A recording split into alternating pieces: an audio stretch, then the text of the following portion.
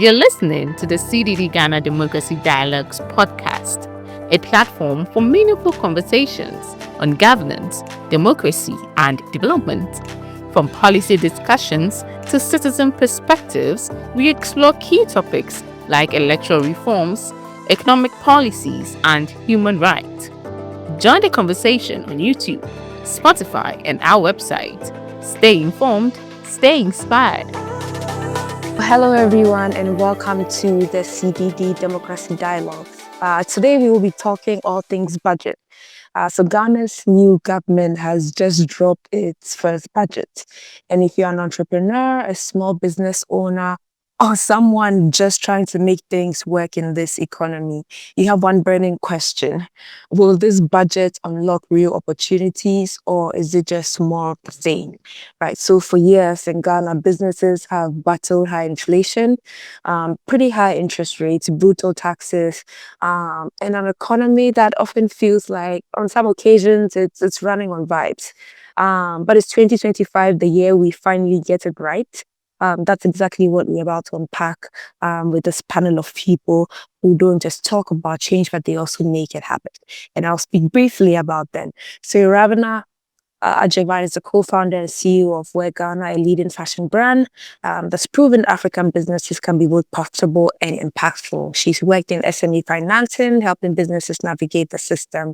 And she's here to tell us that this budget really makes life easier for entrepreneurs. So if we're just plain dress up. Wendy Osman is an agricultural innovator, youth advocate, and climate leader who is not waiting for the government to fix things. She's building the future of agribusiness with climate-smart solutions. And it's also here to tell us a bit about whether the budget gives agriculture the Tesla it needs, or is it just another wheelbarrow we're working with over here. Ernest Nyama Ashite, the guy who connects young change makers across many continents, as the global alumni coordinator of the AFS Youth Assembly. He's seeing what actually works in other countries. And I'm excited that he's here with us today to break down a bit about what Ghana is doing and the impact of that. And Victoria Abai is a trade advisor and founder who has helped companies scale across continents. She knows exactly what makes countries, business environments globally competitive. And today we'll be asking her for a bit of the unfiltered truth, right? Does our budget give us a fighting chance, or are we still sort of stuck at the border? So today we are keeping it real, and hopefully by the end of this conversation, you know exactly where this budget hits, where it misses, and most importantly, how you can make sure your voice is heard in shaping Ghana's economy. Before we dig into my panelists, whom I've just done a massive intro for, I wanted to ask all of you, if Ghana's economy were a person, what kind of personality would they have right now, right? Is it the personality of a struggling entrepreneur? Is it a hustler making ends meet? Or is it the uncle that keeps promising you that they'll send you something small, but it never does? So I'll hand it over to you. Maybe we can start with you, Ernest. Okay, thank you, Marie. I would go for the latter example you shared, that uncle that keeps promises all the time, but never delivers. Fair enough. All right. Wendy, I'll come to you next. I'll go for a talkative personality, but very little show. Fair enough. Ravna, what do you have to say?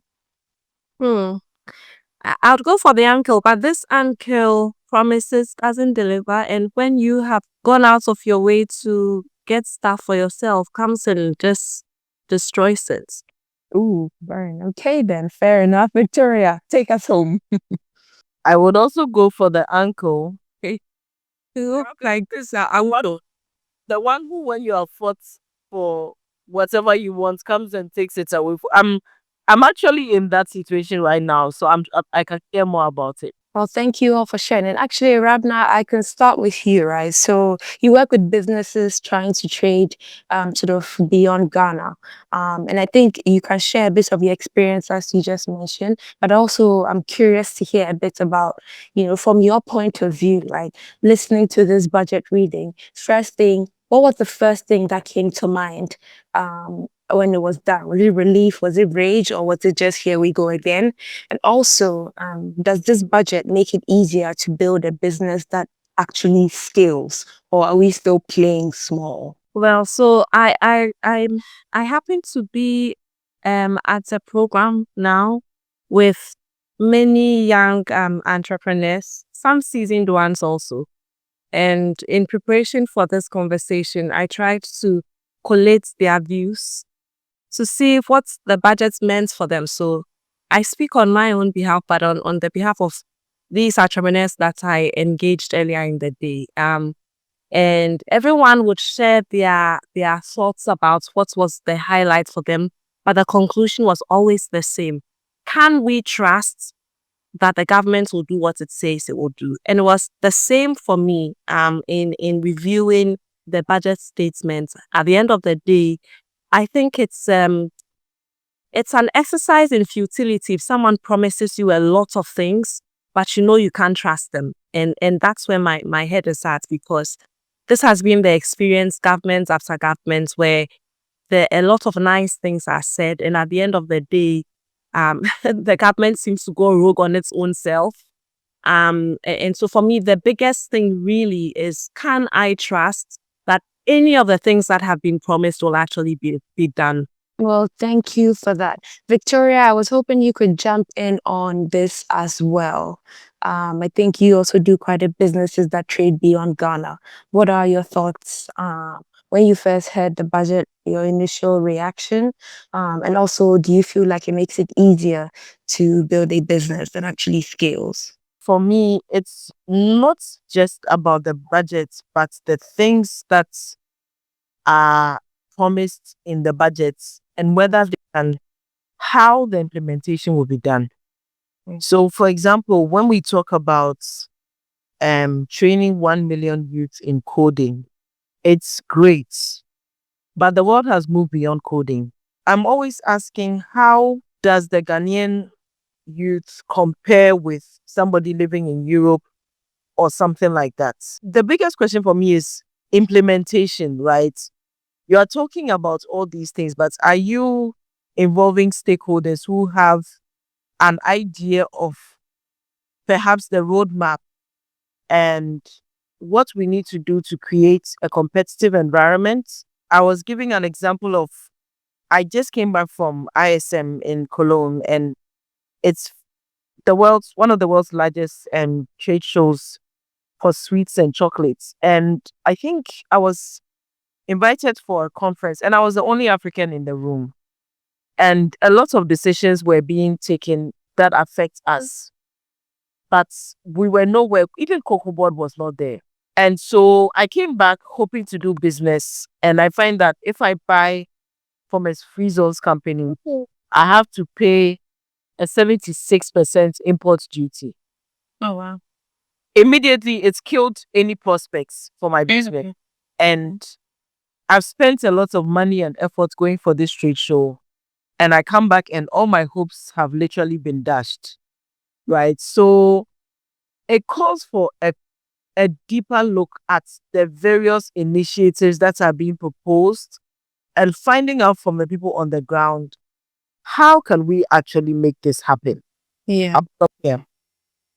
Yeah. No, thank you for sharing that. And I mean, I think there was a bit of effort done with this at the National Economic Dialogue, where they had a breakout that was sort of focused on private sector growth. But that breakout, yeah, that breakout was strictly by invitation.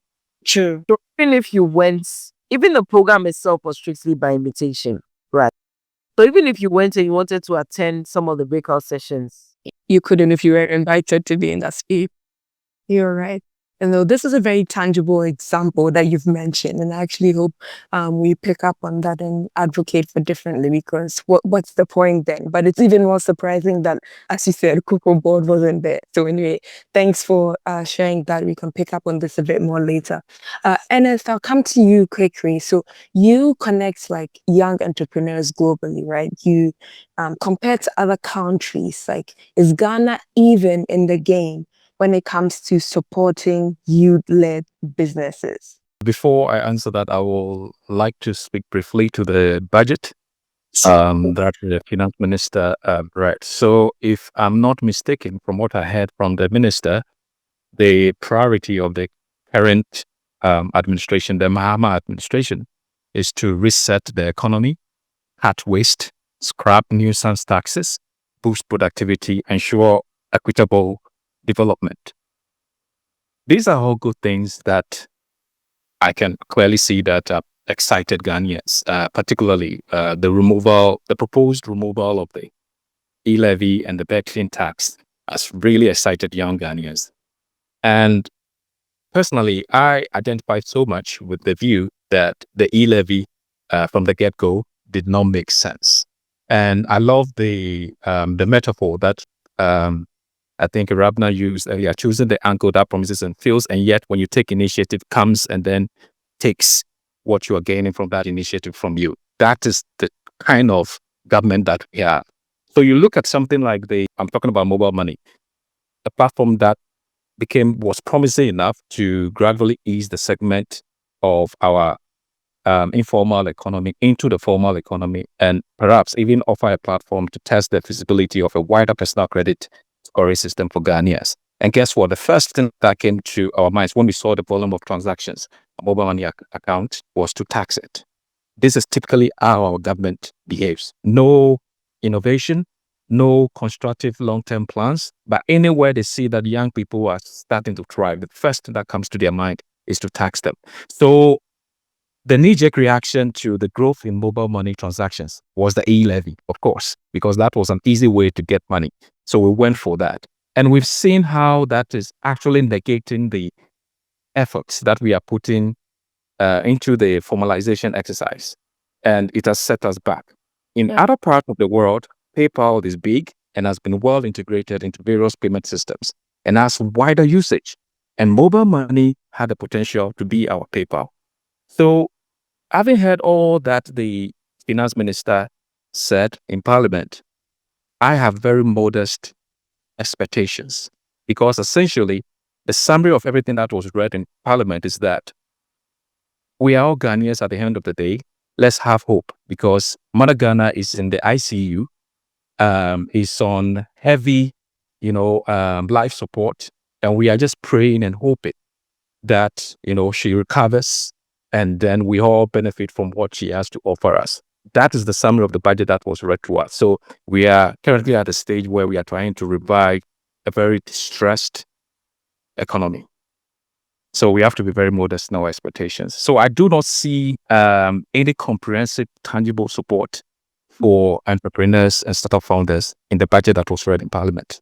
Well, thanks for sharing that with us. Irabna, I will come to you again. From your point of view, I mean, I know you spoke about it a bit earlier, but is there anything, in this budget that makes you say, okay, Ghana gets it now, right? In terms of running a business, like paying taxes, and addressing some of the high costs that a lot of entrepreneurs face. Was there anything that resonated that made you think we are either getting on the right path or that we get it now, or maybe not at all? I wouldn't say that there was anything that made me think, oh, we get it now. But at the very least, we've repented of some very evil things, I hope. Chief of which is the e-levy, which just doesn't make any sense. Like, how do you tax revenue? It doesn't make sense in any way. And even in its implementation, we were told that it would be, first of all, we're told that the first 100 CD wouldn't be taxed. We're also told that if you linked your bank account, for example, to your registered Momo account as a business, you wouldn't be taxed. None of that was happening. And even when it was happening, it wasn't happening in a uniform way. So one bank is charging the e-levy, another bank, like it's just been chaos. So to see that there's a promise that it will be scrapped, I'm very happy to see that. My question is when.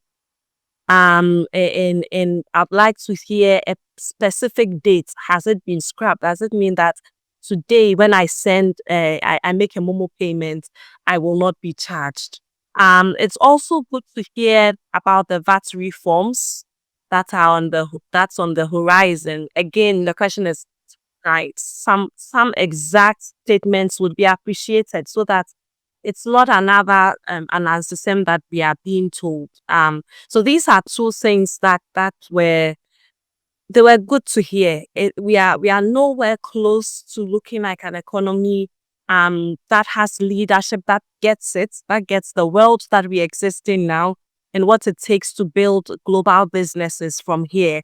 The VAT reforms need to happen. It feels as if we push people into non-compliance with some of the tax laws that we have. And those who for whatever reason insist that we want to do the right thing, it's like it just doesn't make sense.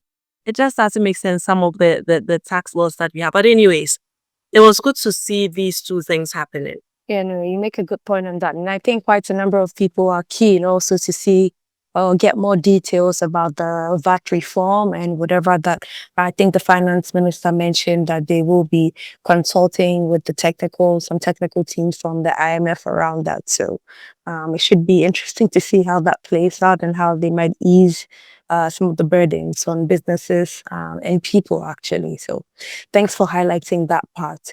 Wendy, I wanted to ask a bit about you, right? So you're an agriculture, agribusiness. Was there anything that stuck out to you, right? Do you feel like, this idea of quote unquote bringing agriculture back, making agriculture sexy, is this budget giving farmers like the tools that they need, right? That is a friend mentioned earlier. Is it giving them Teslas or is it just giving them, wheelbarrows? What are your thoughts on that? I would say right now we are still at the wheelbarrows because there was really nothing I saw that made me go like, wow, the smallholder farmer is going to benefit from this. For me, my focus is more on smallholder farmers and young people trying to get into agriculture.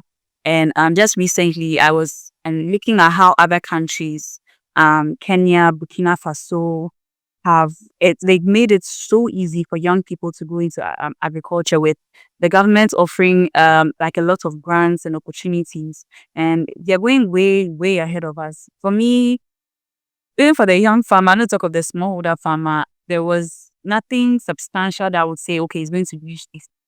And I want to point out one of the issues with young people's inclusion in agriculture. I really appreciate the holding allocation given to create jobs for younger people.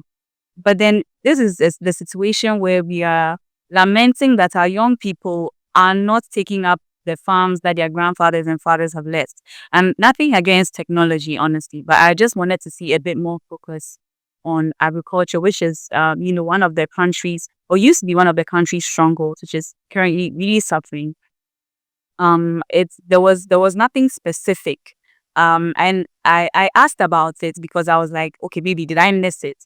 And I was, well, this is probably hearsay, but I was told, oh, that there is going to be more details from, after they give us a restructuring of what the 24 economy is going to hold and everything.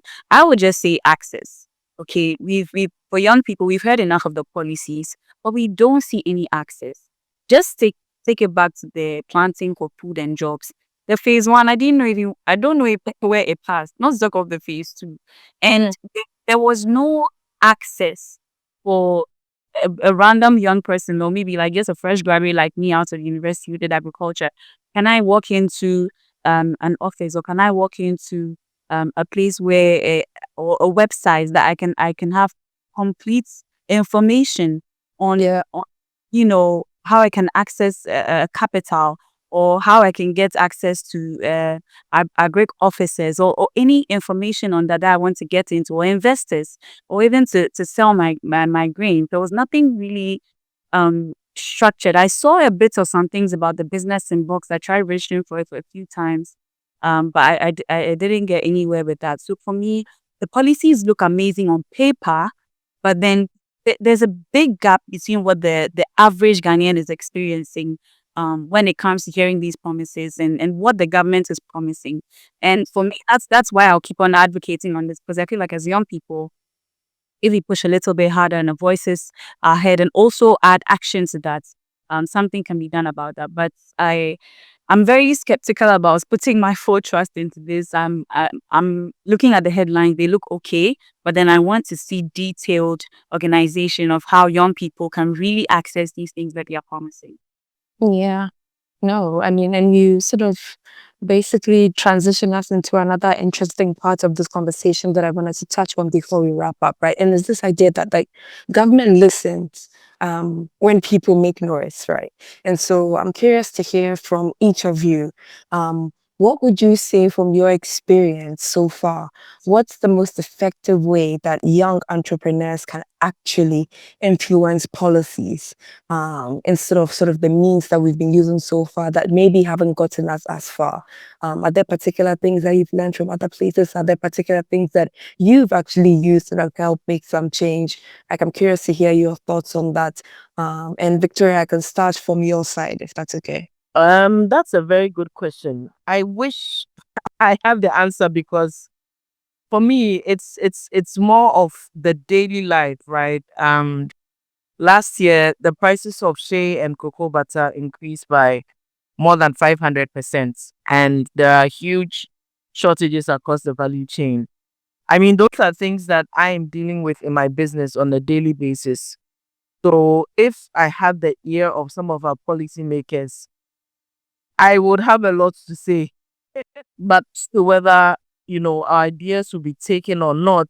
And then to answer your question, I was a trainer when I was living in Germany, and I used to go into vocational schools and teach them about their SDG goals and how the decisions that are made in the West affect us in the global South. And I think that those are ways of changing the mindset of young people, because our leaders are a reflection of who we are as a people, right? So if you want to change the trajectory of the country, you might want to start with changing the kind of leaders that you're going to have. So I think education is one way. And then just in our circles of influence, you know, and I think that young people need to be more informed. Yesterday, I was having a conversation with someone who pointed out to me that the e-levy was not necessarily the goal, but the budget for the implementation of the e-levy was more than $300 million. So we need to begin to understand, pay attention. So I'm excited that more and more people are taking a keen interest in national issues, but these things trickle down to the rural areas and even in our local languages. So the 3 radio stations have opened up a whole new world, and it will be interesting if more of that happens, because the only way people can question these things is if they have a critical mind, if they can question, and if they understand the policies that are being made. Yeah, thank you. Thank you for sharing that. Ernest, I can come to you next. I think going forward, young Ghanaians especially can start to organize themselves and express their power, their agency more strongly. Because if you look at our budget over the years, like Rabna said, we hear a lot of promises, and oftentimes most of these promises are not fulfilled. So if you look at our budget carefully, aside the promises that are made, it's also a matter of the income that the government is expecting to get over the fiscal period, and then the proposed expenditure. So oftentimes, what they propose that they are going to do is contingent on expected funding. So because typically the Ghana budget as we have it right now, a chunk of the income that goes to the government is spent on compensation of public sector workers. The other chunk is spent on servicing debts. So little is left for the major infrastructural works that will transform our economy, which we have to go to external governments and other multilateral arrangements to secure funding for those things. So I think when we organize ourselves, one of the things we have to pay keen attention to is the execution rate of the budget. Because most of the citing figures we had from the finance minister, like the almost 14 billion big push plan, those flowery promises remain allocations until actual disbursements are made. So to match actual spending to the policy priorities the minister alluded to, we could, as young people, through an RTI request, write to the finance ministry, probably at the end of the year, to ask, okay, Mr. Minister, you came to Parliament, you said ABCD. We want to see how much government dispersed to the promises that you made in Parliament, because it's by following the numbers that we'll be able to ascertain without any shred of doubt that indeed this government is committed and serious about the things that it's saying. Until we do that, I mean, it's just politics as usual. And who knows? This might be white kaftan economics 2.0. Who knows? Fair enough, but that is a really tangible point. Thank you for mentioning that. See, we'll be looking to you to galvanize the rest of us to do that. I think that's actually a brilliant idea. And I'm curious, and as before I move on, right, in terms of all the policies and things that you've seen, I mean, gosh, I'm sure there are a number of things that would empower entrepreneurs or that would be quite beneficial. If there's one bold move, right, that you'd say Ghana should take from somewhere else in this day and age that we live in, 2025, looking ahead at 2030, 2063, or whatever it is that these lofty goals that we're trying to reach, what would you say is one of the main things that Ghana can do to empower entrepreneurs today? Industrialize, industrialize, industrialize. All the countries that we look up to, those that are now, showcasing the hegemonic powers in the world today and even calling the shots, telling other countries what to do and not to do. If you check the foundation of their economies, they have industrialized. So they have a base that they can fall on if all else fails. We do not have that. I keep saying that when you look at the Ghana economy carefully, you see that we are an economy that possesses so much but owns so little. That is who we are. So we still have to revisit the vision of our first president, Kwame Nkrumah, by putting the foundation there. We need to industrialize. Coding is good, but what is coding if you have not leveraged the full extent and potentials of your agri sector? What is coding if you have not been able to build, a road network that facilitates intra-regional movement? What is coding if you have still not been able to, address simple traffic problems? Ghana is too small to be congested. It doesn't make sense at all. So anytime we leave all these simple, basic issues and we want to tackle 31st century issues, I laugh because we are just being superficial about it. All the countries that have made great advancements in technology and even in artificial intelligence, look at the foundation of the economy. They industrialized first. Well, thank you for sharing that. One thing that you'd want to say to the finance minister, if you had 30 seconds with him on an elevator, something you'd say to fix. But before we get there, I'm curious to know, in terms of the things you've seen that works elsewhere, maybe a Rabna, for instance, the conversations you were having with people today, what would you say is one thing that would really be beneficial to entrepreneurs today in the year 2025 and given the global context that we find ourselves in? Yeah, I would like to piggyback on what Enes just talked about. Jeff Bezos, for example, talks about how he would never have attempted to build Amazon if someone hadn't built FedEx, because you need a certain foundation, you need infrastructure. That we can't jump from not being able to feed ourselves, for example, and be talking about how we are in the third industrial revolution and all of that. I keep saying we are playing someone else's game, and we will always fail if we are not playing our own game, if we are not solving our own problems.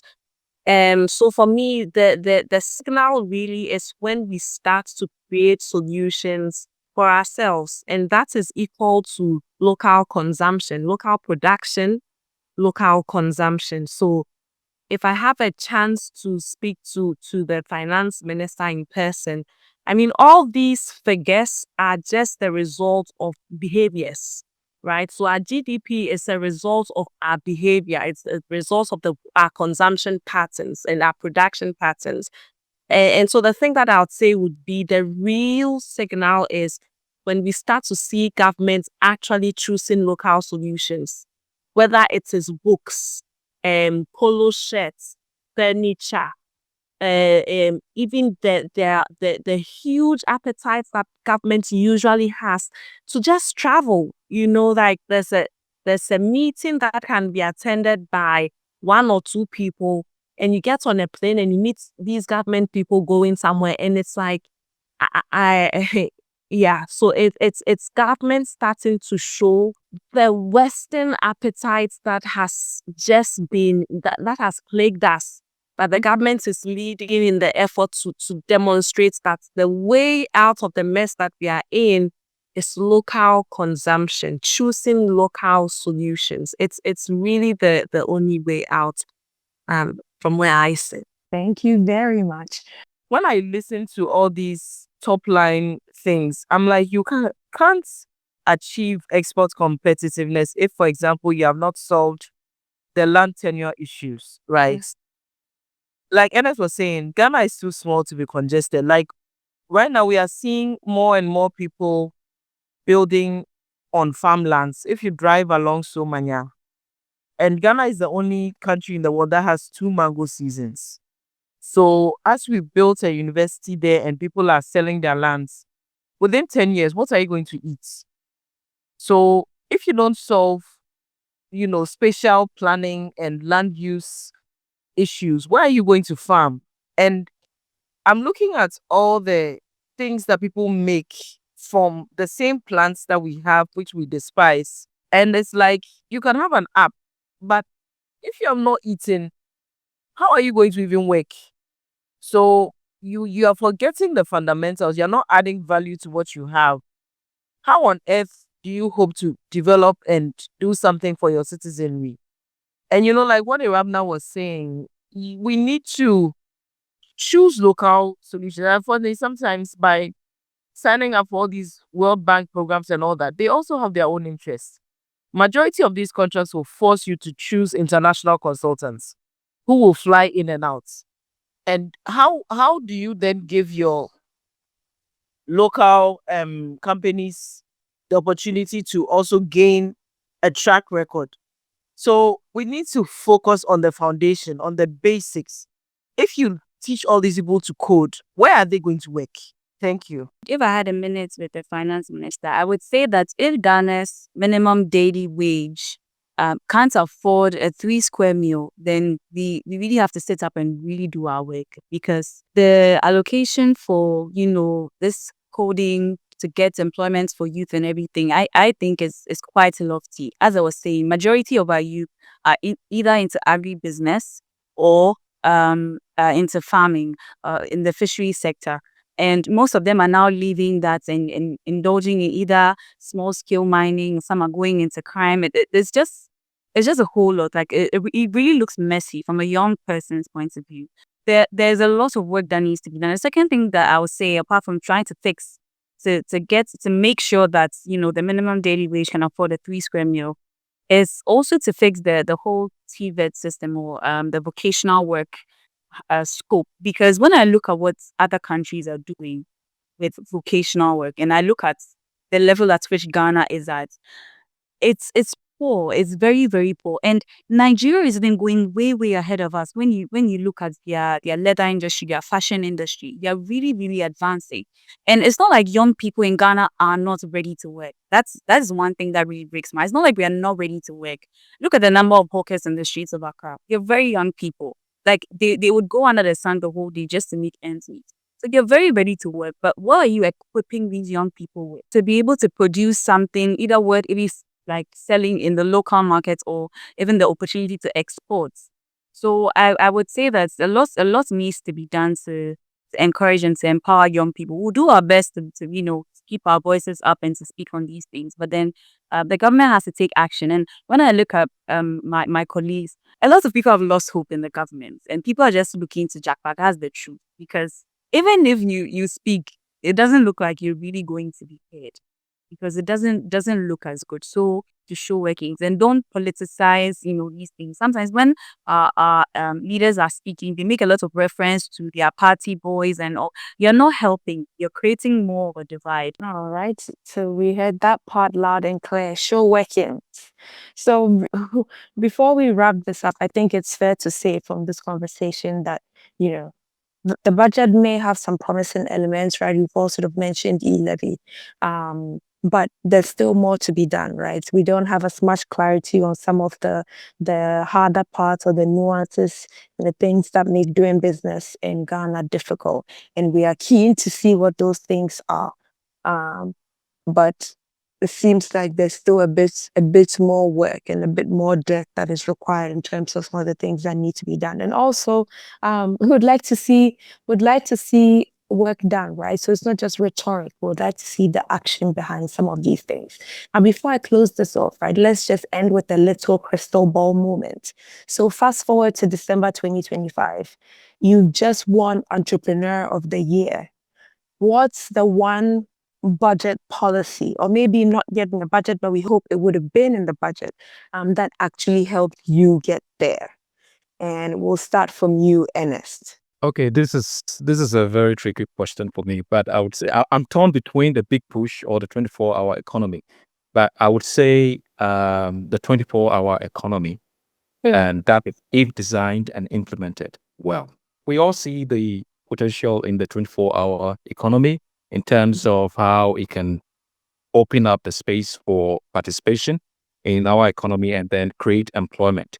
But the concern about the one risk associated with it is that you cannot effectively implement such a policy without a stable and efficient power sector.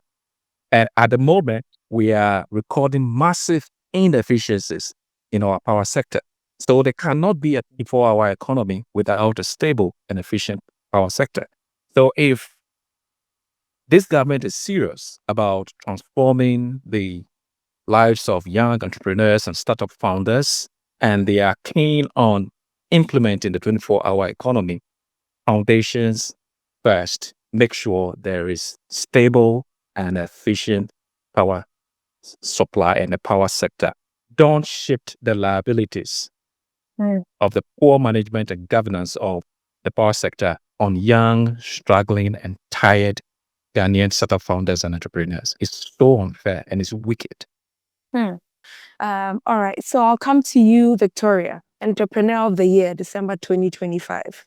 What's the one thing that actually helped you get there? I know some of you have achieved these things, but we are just asking now. No. Tackle deforestation, tackle illegal mining, and give equal access to the opportunities. Like Iramna was saying, how do I get access to Ghana Expo Promotions events without knowing somebody? Deal with the taxes at the ports. There's a documentary called Reclaiming Cocoa. It has its lapses, but it talks a lot about how the cocoa sector is still skewed towards the colonial structure. It doesn't make sense to me being a Ghanaian that I want to buy something that is made in Ghana and I have to pay 76% import duty before I can reprocess. It's just killed business completely. Well, thank you for sharing that. Wendy, I'll come to you next.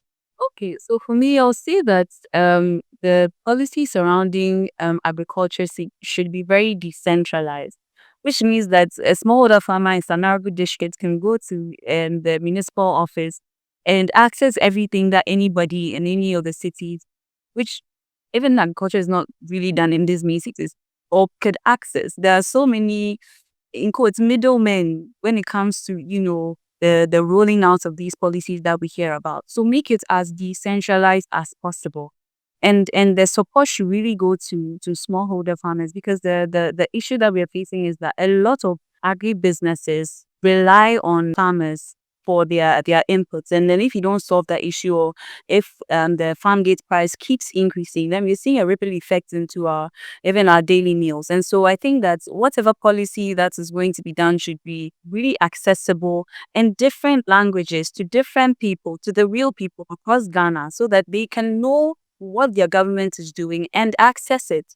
And if that is done, these policies are translated into different languages, people are actually, making sure that whatever is done at even the district level, people have information on that.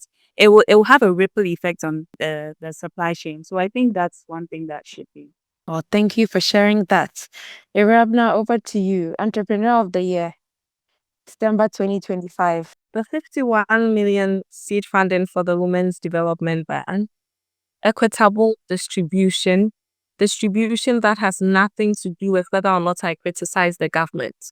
That is not money that's meant to gag anyone. That the government doesn't feel like they are doing anyone a favor when they give them access to these types of funds.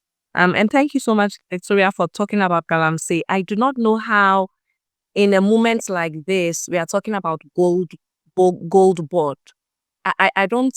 It looks like we didn't reach the room on that one. But Galamsey absolutely needs to be fixed, because if the economy is working and we are all dead because our water is destroyed and our kidneys have failed, then what have we done? And so Galamsey is actually an economic conversation that needs to be had also. At the end of the day, my conclusion would be a lot of these things, almost everything that hasn't happened, when you peel the layers, it's corruption. It's because of corruption that we make the promises and we don't fulfill them. So please, let's call a thing a thing. Corruption is it's stealing. So government officials, stop stealing. Stop stealing so that these promises that are made will see the light of day. Yeah. Thank you very much. All right. So to wrap this up today, we've had quite a bit, but some of the things that really stood out is we need information, right? And we need information that's accessible to a lot of people, to the average Ghanaian and to people in different parts of the country in a way that they can understand. And even for some of us as well, right? So it's not just waiting for things to happen, it's tracking how these policies unfold, if they unfold. And as Ernest said, maybe demand actually at the end of the year that they provide updates on these things. And it comes to this idea of holding policymakers accountable, right?